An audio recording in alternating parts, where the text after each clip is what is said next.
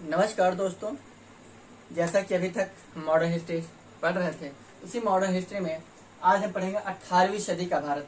अर्थात इसमें हम देखेंगे, अब आप जैसे आपको पता है कि मुगलों का जो मुगल वंश जो स्टार्ट होता है हमारे यहाँ भारत में, बाबर के द्वारा 1526 से स्टार्ट हो जाता है, पानीपत के प्रथम युद्ध से।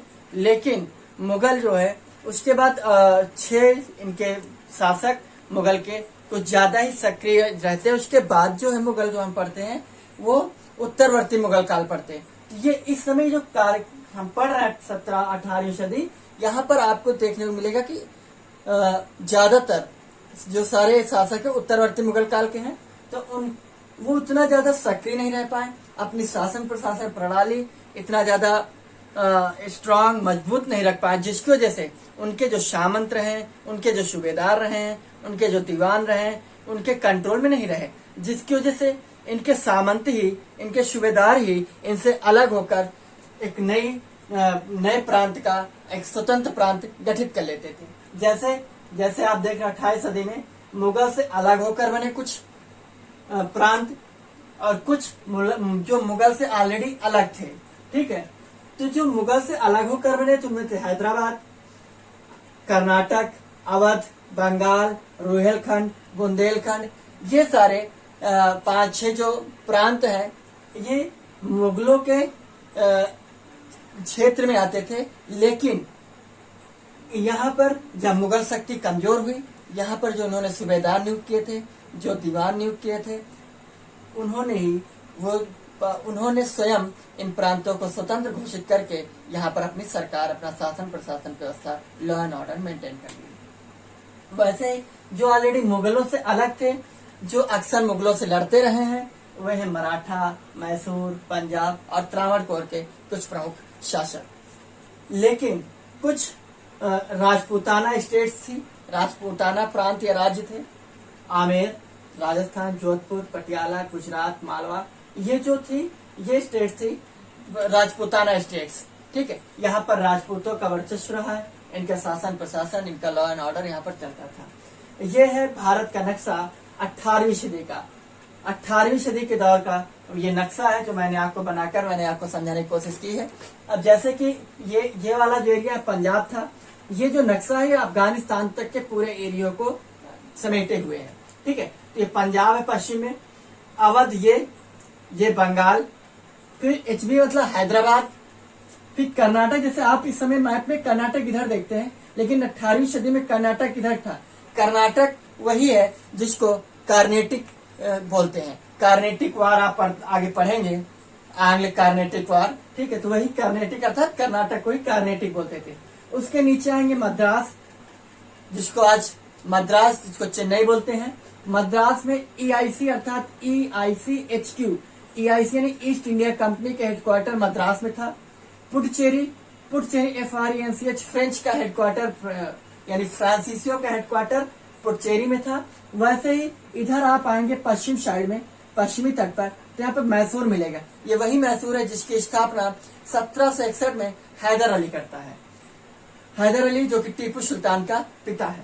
गोवा वही राज्य है जहाँ पर पुर्तगालियों ने अपना हेडक्वार्टर खोल रखा था, मुख्यालय बना रखा था। उसके ऊपर मराठा है। फिर आप दक्षिण में अंदर घुसेंगे, दक्कन प्रांत में आप घुसेंगे तो आपको मिलेगा अहमदनगर, बीजापुर, बरार, गोलकुंडा। ठीक है, ये कुछ प्रमुख दक्कन प्रांत के प्रांत मिलेंगे। दक्कन अर्थात ये कहा जाता है कि दक्षिण भारत में प्रवेश करने के लिए आपको असीरगढ़ किले को जीतना होता था। जैसे कि अकबर के द्वारा लड़ा गया अंतिम अभियान था 1601 में। ठीक है, अकबर का कार्यकाल 1556 से 1556 टू 1601। ठीक है, 1556 से 1601 तक, तो 1605 तक उसका कार्यकाल था। लेकिन 1601 उसका अंतिम अभियान था आसीरगढ़ का। तो आसीरगढ़ का किला अर्थात अगर आपको दक्कन प्रांत में प्रवेश करना है तो आसीरगढ़ को जीतना महत्वपूर्ण रहा। अर्थात आप दक्कन प्रांत में प्रवेश करना चाहते हो तो आसीरगढ़ के किलों को जीतना ही पड़ेगा, अन्यथा आप किसी दूसरे मार्ग से दक्कन प्रांत में प्रवेश नहीं कर सकते थे। इसीलिए आसीरगढ़ को दक्कन प्रांत का या दक्षिण भारत का कुंजी बोलते थे। इतनी बात समझ में आई, ये मानचित्र समझ में आई। फिर एक बार मुगलों के उत्तराधिकारी ये थे जो कि मुगल से अलग हो गए थे। अब इनके एक एक करके हम इनका अध्ययन करेंगे। हैदराबाद, अवध, कर्नाटक, बंगाल, रोहिलखंड, बुंदेलखंड, इन सभी का हम एक एक करके अध्ययन करेंगे। फिर वैसे ही मराठा, मैसूर, पंजाब, इनका अध्ययन करेंगे। फिर आमेर, जोधपुर, पटियाला, गुजरात और मालवा। यहाँ पर ये जो राजपूतानाओं का जो इतिहास है, बहुत ज्यादा आपको इतिहास नहीं मिलेगा। क्यों? क्योंकि हिंदुस्तान का जो इतिहास है हिंदुस्तान के लोगों ने नहीं लिखा है। हिंदुस्तान का जो मध्यकालीन इतिहास है उसको मुगलों ने लिखा है, मुगलों ने लिखा है और अरबों ने लिखा है, जो कि मुस्लिम आक्रांता जो आए हैं उन्होंने अपने हिसाब से हिंदुस्तान का इतिहास लिख रखा है। वैसे ही राजपूताना का जो इतिहास है इन्हीं के आधार पर लिखा गया है। ठीक है, जो भी उनके द्वारा लिखा गया इतिहास था या तो जला दिया गया है या फिर कहीं जो कि सही तरीके से उसका संकलन मिल नहीं पाया अभी तक। इसलिए यहाँ पर इतिहास आपको बहुत कम मिलेगा और आप देखते हैं जिसका कोई महत्व नहीं है। मध्यकालीन इतिहास का सिर्फ और सिर्फ हम मुसलमानों को पढ़ते हैं। अरबी, तुर्की, अफगानी, काबली, ईरानी, इराकी, इन सभी का अध्ययन करते हैं। तुर्की, ठीक है। तो ये है 18वीं सदी का भारत। इसमें सबसे पहले जिसका अध्ययन करेंगे वो है हैदराबाद। अगर बात हैदराबाद की जाए, मैं थोड़ा रफ कर दूं। हैदराबाद में स्पेशली मुगल सत्ता पे उस समय था फर्रुखसियर। मुगल शासक फर्रुखसियर था। कौन था? फर्रुखसियर। तो फर्रुखसियर स्पेशली मुगल शासक था, फर्रुखसियर। ये वही फर्रुखसियर है जिसने 1717 में अंग्रेजों को दस्तक दे दिया था। दस्तक अर्थात अंग्रेजों को बंगाल प्रांत में स्वतंत्रता पूर्वक व्यापार करने का अधिकार था। अर्थात सिस्टम क्या था, अगर आपको एक राज्य से, एक प्रांत से दूसरे प्रांत में आपको व्यापार करना, माल ढोना, इधर उधर ले जाना है, जैसे इस समय टोल प्लाजा अपने यहाँ चलता है, वैसे ही चुंगी लगती थी, सीमा शुल्क था। तो सीमा शुल्क नहीं पड़ता था, जिसके एवज में सालाना जो अंग्रेज हैं वो लमसम 3000 वार्षिक दे देते थे। ठीक है, 3000 वार्षिक इधर से, जिसकी वजह से उनको सालाना, साल भर फिर चुंगी नहीं देना पड़ता। लेकिन अंग्रेजों ने इसका दुरुपयोग किया था। क्या दुरुपयोग किया? अंग्रेज दूसरों से पैसा लेकर दस्तक मुफ्त में दस्तक दे देते थे। दस्तक एक प्रकार का चुंगी टैक्स फ्री सर्टिफिकेट था, अर्थात सीमा शुल्क मुक्त एक पत्र था, एक लाइसेंस था, जिसको दिखाकर आप जो सीमाएं थी, जो चुंगियां थी, वहां पर आपको फीस नहीं देनी पड़ती थी, टैक्स नहीं पड़ता था। ठीक है, तो ये फर्रुखसियर, इस फर्रुखसियर ने 1717 में, क्या 1717 में हैदराबाद में निजामुल मुल्क को सूबेदार नियुक्त किया। किसे?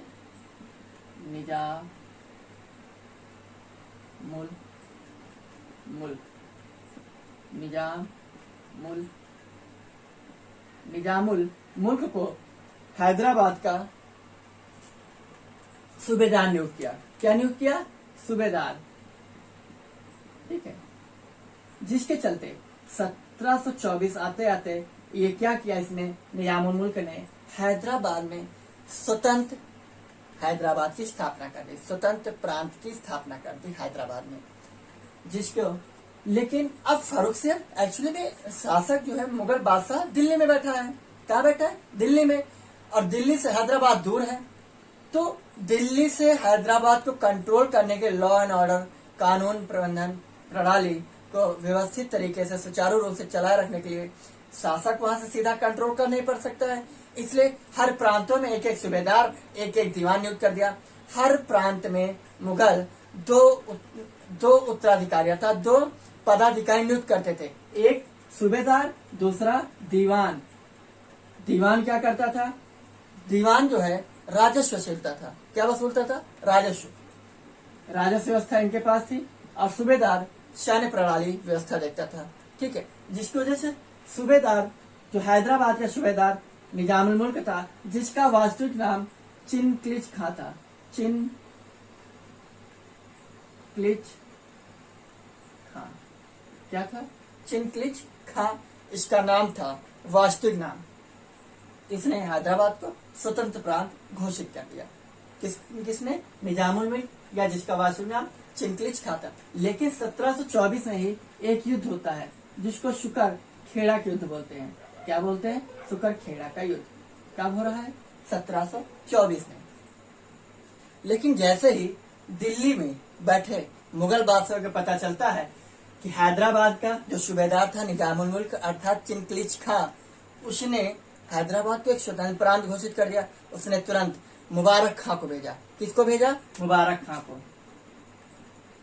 मुबारक खां को हैदराबाद का सूबेदार नियुक्त करके भेजा, जिससे सुकर खेड़ा नामक स्थान पर निजामुल मुल्क और मुबारक खां के बीच युद्ध होता है। मुबारक खां हार जाता है और निजामुल मुल्क विजय के उपरांत हैदराबाद पूर्ण रूप से एक स्वतंत्र प्रांत बन जाता है।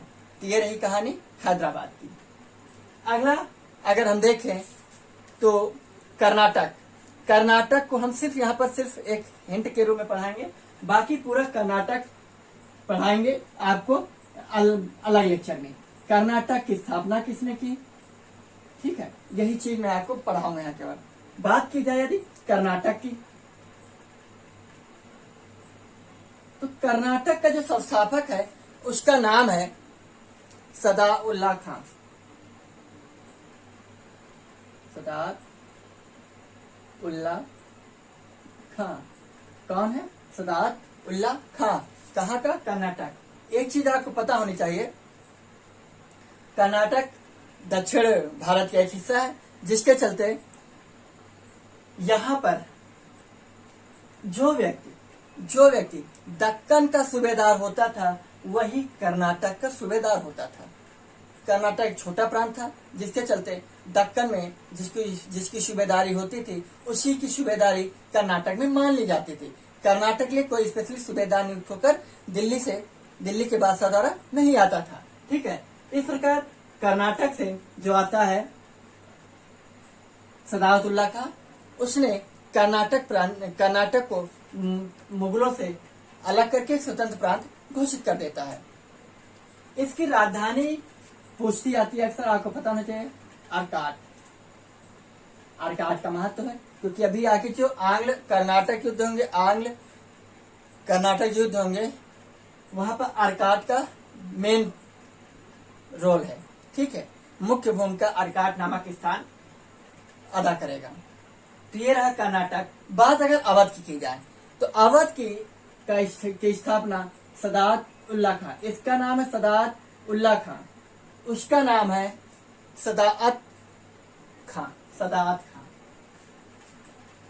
इसका नाम है सआदत खां। अवध सआदत खां, उसका नाम है सआदत उल्ला खां, इसका नाम सआदत खां। सआदत खां एक्चुअली में लगभग 1718-19 में इसको अवध का नवाब बनाकर दिल्ली से भेजा जाता है। किसको? सआदत खां को। कहाँ का नवाब? अवध का नवाब। क्लियर? इसकी जो उपाधि थी उस बुरहानुल मुल्क थी। उपाधि क्या थी? बुरहान उल मुल्क। सआदत खां की जो उपाधि है वो है बुरहानुल मुल्क। अवध की जो पहली राजधानी थी वो फैजाबाद थी। क्या थी? फैजाबाद। दूसरी राजधानी अर्थात बाद में इसकी राजधानी लखनऊ बनी और आज भी वर्तमान में यूपी की राजधानी अर्थात उत्तर प्रदेश की राजधानी लखनऊ ही है। सआदत खां की मृत्यु 1739 में हो जाती है। अवध को हम इसलिए आगे पढ़ेंगे। क्लियर? लेकिन उसके बाद इसका पुत्र कौन बैठता है? सफदरजंग। 1739 से 1754 कौन आता है? सफदरजंग। 1739 से 1754 तक। सफदरजंग की बात यदि हम करें, ये एक तो पहली चीज लंबे समय तक मुगलों का वजीर था। क्या था? वजीर। कौन? सफदरजंग। प्लस एक योग्य शासक था। क्या था? योग्य शासक था। साथ ही ये सादत खां का दामाद और भतीजा भी था। क्या था? भतीजा और दामाद। क्लियर? उसके बाद सफदर जंग के बाद जो आता है उसका नाम है शुजाउद्दौला। क्या नाम है? शुजाउद्दौला। यदि बक्सर के युद्ध की बात की जाए जो कि 1764 में अंग्रेजों और बंगाल के मध्य होता है। बंगाल की तरफ से 3 शासक, बंगाल नवाब मीर कासिम, अवध के नवाब शुजाउद्दौला प्लस दिल्ली बादशाह अर्थात दिल्ली के मुगल बादशाह शाह आलम द्वितीय, इन 3 लोगों की एक साथ सेना मिलकर अंग्रेजों से युद्ध लड़ती, लेकिन बक्सर के युद्ध हार जाते हैं। शुजाउद्दौला के बाद आता है अगला शासक जिसका नाम है वाजिद अली शाह। वाजिद अली शाह, जिसकी पत्नी है बेगम हजरत महल। कौन है? एक है मुमताज महल, एक है हजरत महल। तो ये हैं अवध के अंतिम नवाब। अवध के अंतिम नवाब। ठीक।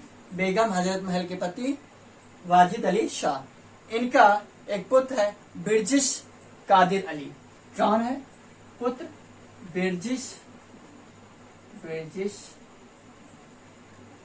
Qadir Ali son of Wajid Ali Shah. तो वाजिद अली शाह की मृत्यु हो जाती है। उनके स्थान पर बिरजिश कादिर को गद्दी पर बैठाकर उनके संरक्षक के रूप में गद्दी संभालती हैं उनकी मां बेगम हजरत महल। ठीक है। तो ये रहा आज का हमारा लेक्चर 18वीं सदी का भारत, जो कि मैंने आपको मानचित्र के माध्यम से समझाने की पूरी कोशिश की है।